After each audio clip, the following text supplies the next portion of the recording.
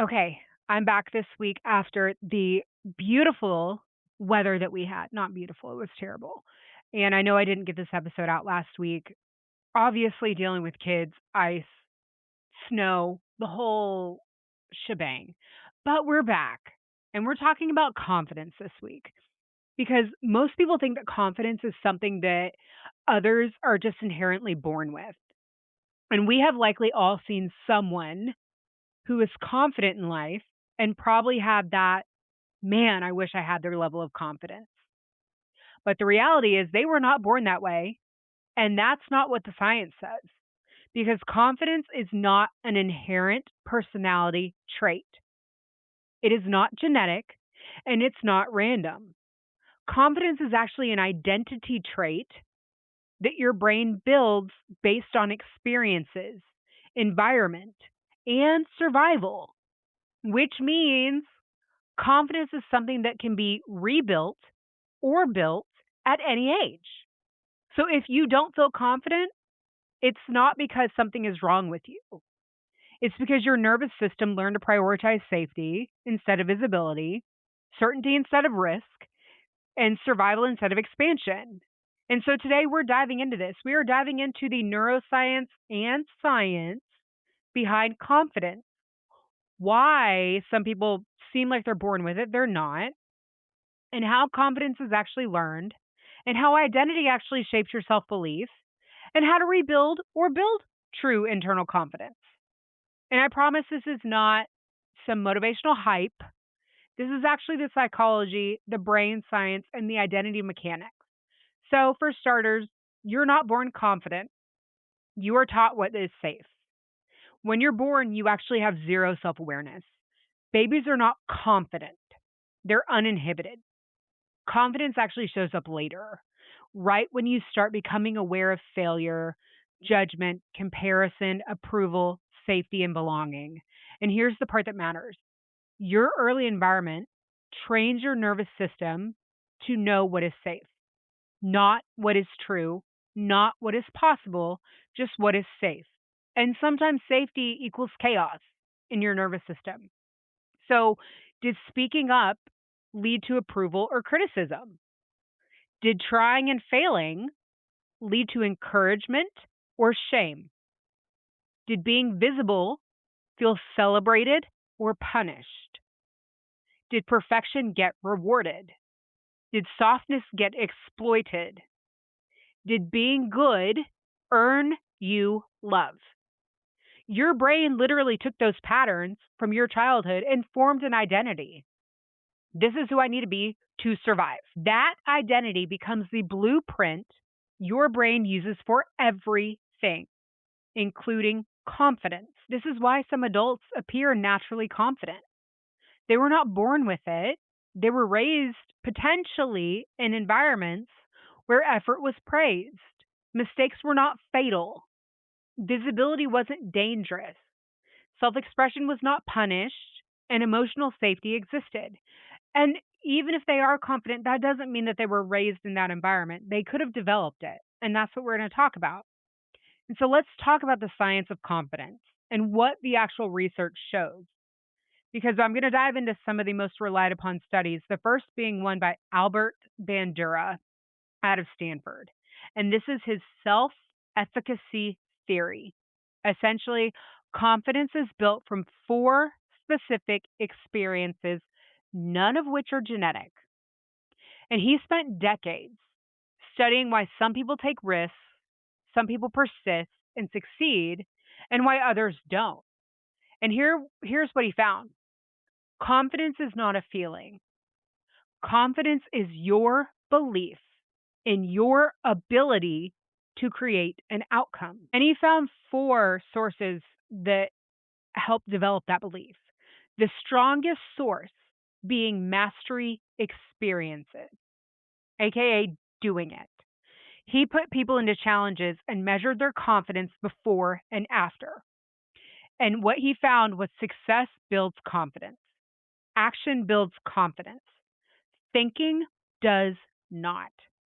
Every time someone successfully did something that they were afraid of, they taught their body, oh, I survived this. and their future confidence to do that task again skyrocketed. And I want to be very clear on the successfully did something, because I am not talking about successfully doing it right or perfect or even great. I am talking about actually doing it, doing something that you were afraid of doing and training your body. Oh, I survived this. I'm safe. That could be setting a boundary and realizing, oh, I didn't collapse afterwards. That's how you build confidence to do the future things even more. And this is also why waiting to feel confident never works, because confidence comes after you do it, never before. Seeing someone similar to you succeed increases your confidence. And he proved this by showing participants models who looked like them, same genders, same background, doing the task first. And whenever these participants did it, their performance actually increased, because the brain thinks if they can, maybe I can. And I know that, we all talk about representation, and it's not a buzzword because it is a neurological mechanism that helps people build confidence. He also found that social persuasion was a big one. Confidence increases when someone you trust believes in you. And he proved that performance improved significantly when participants were encouraged by a credible voice. This is why, teachers can change a student's future, or a coach can change an athlete's performance. A mentor can change someone's career, or even a single supportive friend can change your life, because belief is contagious. And then the last thing he found was emotional regulation. Essentially, confidence collapses when you misinterpret nervous system activation as danger. And I speak about this in my episode on fear. But participants who were taught to reinterpret anxiety as energy performed dramatically better. It was the same body, they just applied a different meaning to it, therefore they had a different outcome. And his research proves that confidence is built through experience. It's not something we're born with, it's something that can be developed. And then I also want to dive into this other study by Carol Dweck. And, I'm sure you've all seen the fixed mindset versus growth mindset, but this is an actual study about it. And this is something that she's been running for 30 plus years.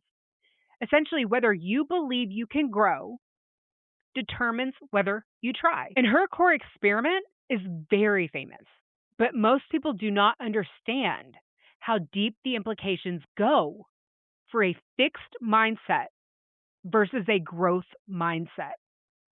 And so what she did was she put people into two groups.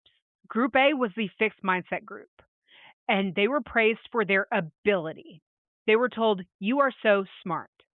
That's it. She put group B into the growth mindset group, and they were praised for their effort. They were told, you worked so hard. They weren't told you did it perfectly, you did it great. You worked hard. And then she gave both groups harder challenges, and the results were universal. The ability group, the ones that were told a fixed statement, you're so smart, avoided it. They actually lost confidence quickly.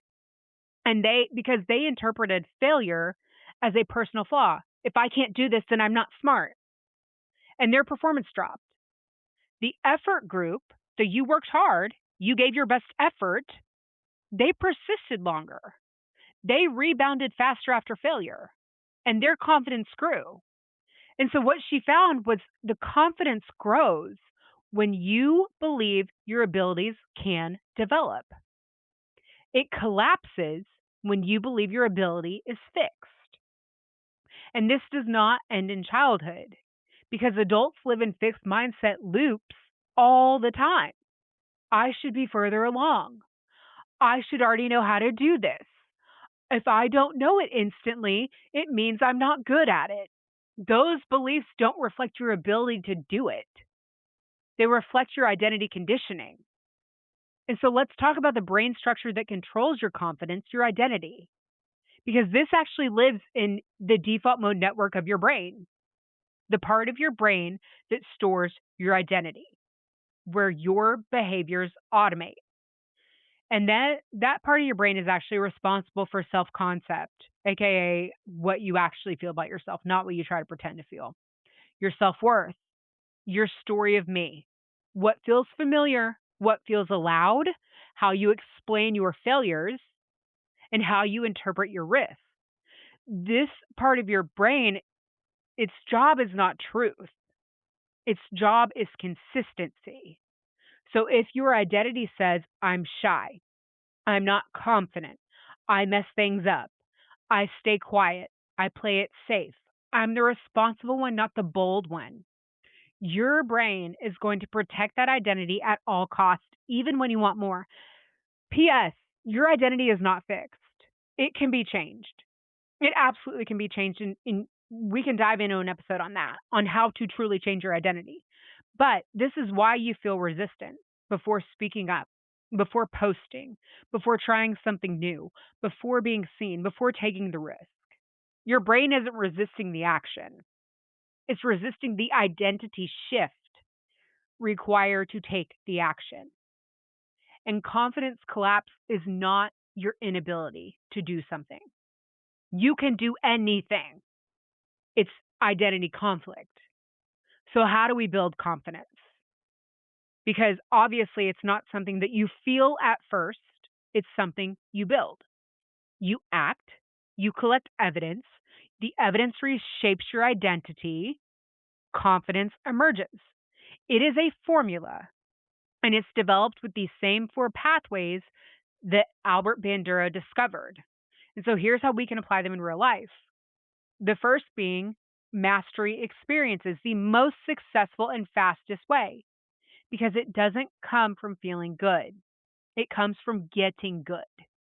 And a mastery experience isn't, cleaning out a drawer or writing one random sentence or going to the gym for 10 minutes or checking off a task. Those are completion experiences, not mastery.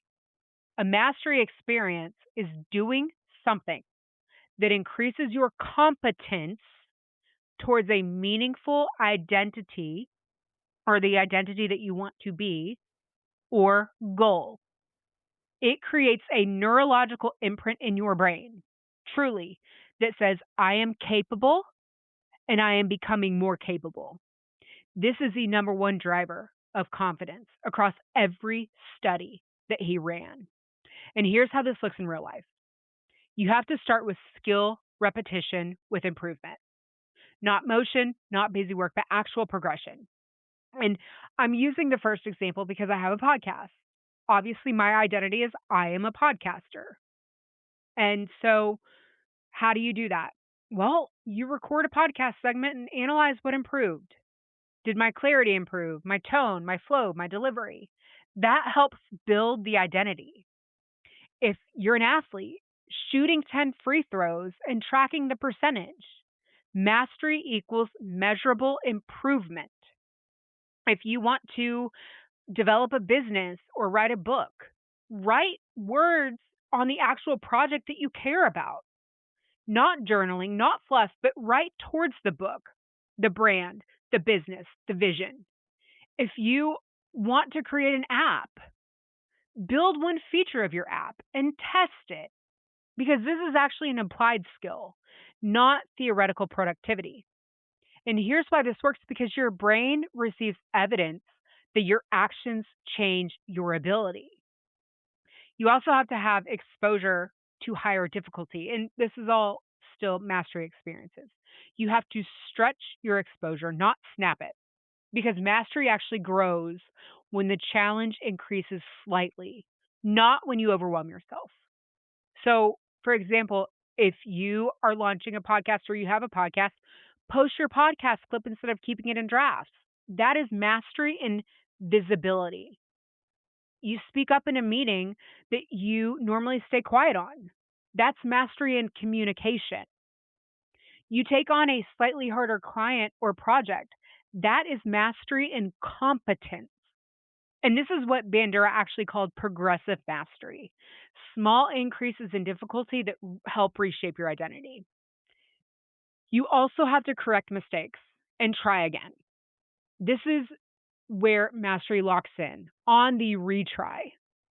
So maybe you record, critique, and re-record. You want to know how many episodes I record and re-record? Like a bajillion. A bajillion. You write, refine, rewrite, lift, fail, adjust, and improve your form. He found that this actually creates the strongest form of confidence because if I can fix it, I can handle it. Your identity shifts from I hope I can do this to I know how to improve this.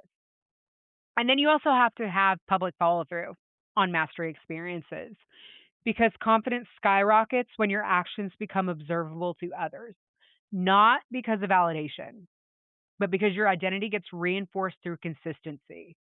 So if you have a podcast and you commit to weekly episodes, deliver them. Granted, I know, like I had last week's episode, don't judge me, but you announce your coaching program, you build it. If you write a book, publish it, and then refine your voice. This is a mastery experience because it proves I can do hard things repeatedly. And here's why this type of mastery builds confidence fast. He found that they work because it rewires your prefrontal cortex, which is the logical part of your brain, to I can. It reduces the amygdala threat response, which is your threat center, to this is safe. It strengthens your self-efficacy networks to I am capable. And then it updates your identity scripts to this is who I am now. Confidence becomes a byproduct of lived reality, not affirmations, not positive thinking. All right, the second thing you can do to build confidence, curate your proof. Surround yourself with people like you doing the thing that you want or want to do because your brain needs vicarious experiences. Models who make the desire feel possible. You want to start a business? Follow someone who built theirs, not a billionaire who was handed the keys to the castle. You want to get in shape? Follow someone who is at your level, not a fitness influencer. You want to leave a relationship? Follow people who rebuilt their life, not people in 20-year happy marriages. You want to be creative? Surround yourself with creators who publish, imperfect content. When your nervous system sees someone similar succeed, a door opens. If they can do it, why not me? This is not inspiration. It's literally neurological permission. And then the third, you can borrow belief. You find someone who speaks to the version of you you're becoming or want to become. Because he found that social persuasion, encouragement from the right voice, boosts performance measurably. And not everyone qualifies because you need belief from someone who actually sees your potential, who speaks to your identity and not your insecurities, who reflects who you can become, not who you've been, and who holds you accountable. Examples: a boss who says you're ready for more, a friend who says this is so clearly you, a coach who says, you know what, your fear is normal, keep going, or a therapist who's like, you're not broken, you're overwhelmed, you need to do XYZ. Confidence actually often begins as borrowed regulation.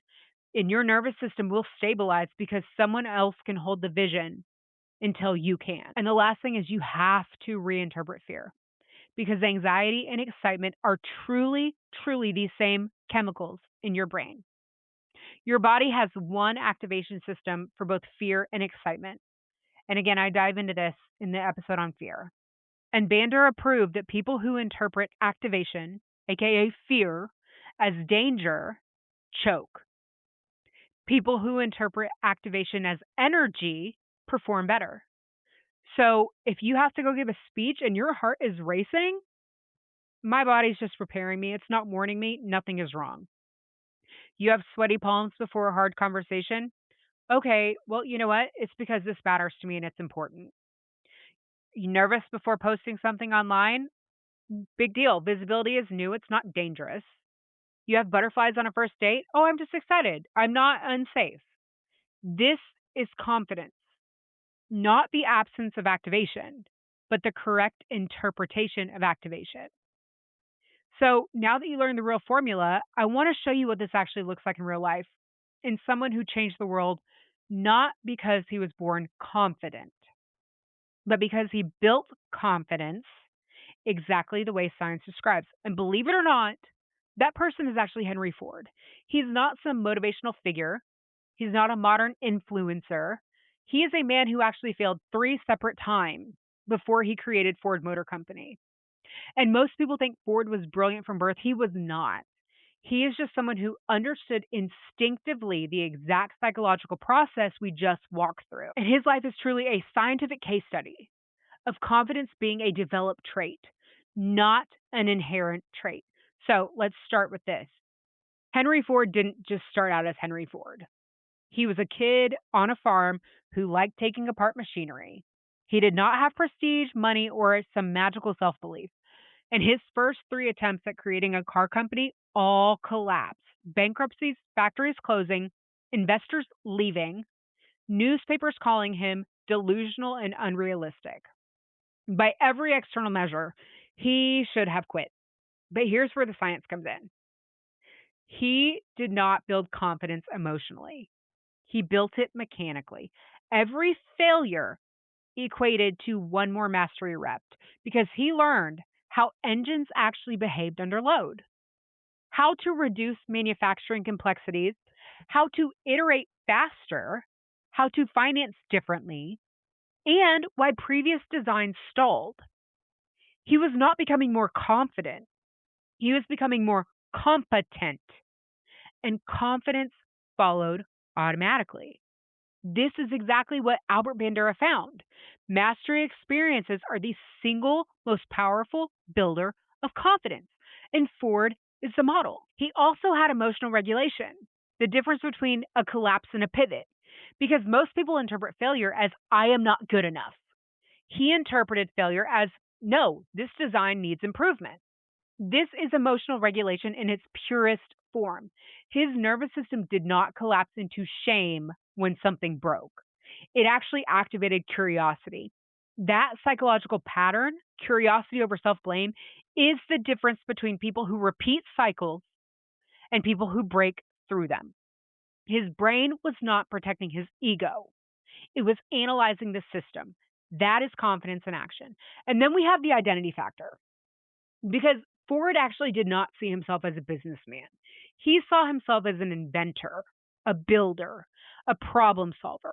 Why does that matter? Because your identity determines how your brain interprets a challenge. If your identity is, I must succeed, failure destroys you. If your identity is, I am learning, failure means nothing. If your identity is, I build things, I create things, obstacles are part of the job. His identity actually insulated him from self-doubt. He wasn't trying to prove anything. He was trying to create something. That's why he kept going. Not because he was fearless, but because his identity reframed the entire experience. This is exactly what neuroscience teaches. And neuroscience shows that confident people categorize failure as information, feedback, neutral data, and a puzzle, not danger. This is what keeps the amygdala quiet and the prefrontal cortex online. And he exemplified this perfectly because nothing shut him down. Nothing became an identity wound, and nothing meant anything about his worth. It only meant something about the machine. And because of this psychological pattern, he kept learning, which created mastery, which created confidence, which created inevitability. Confidence was not the cause of Ford's success. Confidence was the byproduct of how he approached failure. And so here's the moment that changed everything for him. Because after his third failure, investors told him, you are not cut out for this. Detroit does not need another car company. His response was, I'm not done learning yet. He didn't say, I believe in myself. I'm confident. He didn't use affirmations. He said, I'm not done learning. A sentence that is rooted in identity, in mastery, in self-efficacy. 6 years later, he built the Model T. 10 years later, he revolutionized global manufacturing. Today, Every modern assembly line traces back to him, the one who wasn't done learning. Henry Ford proves what science already told us. You're not born confident. You become confident by doing the reps, learning through mistakes, interpreting failure as feedback, choosing an identity that can hold discomfort, regulating your nervous system, and building competence until confidence becomes effortless. Ford was not special, he was scientific. And he followed the exact confidence building mechanisms that we just spoke about. And if you can change how you interpret failure, if you can shift your identity from prove to learn, if you put in mastery reps, if you separate you from the outcome, you will become confident whether you try to or not, because it's not a personality trait. It is a nervous system pattern, a cognitive habit, a learned skill, and a byproduct of identity. And once you understand that, confidence stops being something other people have and becomes something that you build, because it's not who you are, it's who you practice being. You know what to do, so go do it already. If you love this episode, follow Do It Already wherever you listen. Drop a quick review and share it with somebody who's been stuck in their head for way too long. And if you want more mindset resets, behind the scenes, or just a quick kick in the ass when you need it, come hang with me on TikTok and Instagram at Do It Already Podcast. I'm important. I'm funny. I'm brave. I'm smart. I'm kind. And I love my family.